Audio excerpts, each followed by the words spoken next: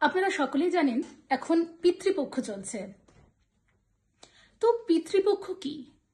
পিতৃপক্ষ হলো আসলে স্মৃতির সময়। আমাদের যাদের মা বাবা, ঠাকুরদা ঠাকুমা, দিদা দিদিমা যারা আর এই পৃথিবীতে নেই, আমাদের সঙ্গে নেই, তাদের প্রতি আমাদের শ্রদ্ধা জ্ঞাপন করা। তো আমরা অনেক সময় ভাবি জীবনে সাফল্য মানে কত বড় কিছু পাওয়া, তাই না? কিন্তু একবার ভেবে দেখুন যে আমরা আজ যে জায়গায় দাঁড়িয়ে আছি তার ভিত্তি স্থাপন করে গিয়েছিলেন আমাদের পিতৃপুরুষেরা। তাদের পরিশ্রম, তাদের ত্যাগ, তাদের মূল্যবোধ, তাদের শিক্ষা, যা জীবনের আসল মূলধন।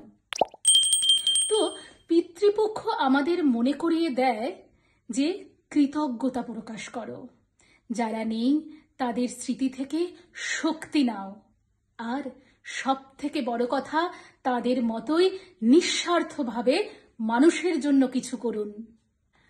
আজ যদি আমরা নিজেদেরকে উন্নত করি, আমরা যদি সৎভাবে বাঁচি, ভালোবাসা আর মানবিকতাকে গুরুত্ব দিই, তাহলেই আসল শ্রদ্ধাঞ্জলি হবে তাঁদের প্রতি।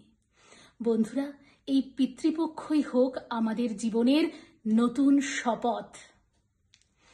নিজেদের মধ্যেই বলুন, আমি কৃতজ্ঞ, আমি উন্নত হবই, আমি ভালো কিছু করব। এই হোক আমার জীবনের অঙ্গীকার।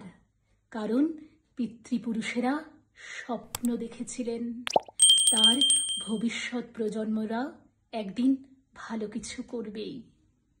চলুন সবাই মিলে আমরা কিছু ভালো কাজ করি আমাদের এই সমাজের জন্য। তাহলে আমাদের পিতৃপুরুষেরা ভালো থাকবেন, খুশি থাকবেন, যেখানেই থাকুক তারা ভালো থাকবেন।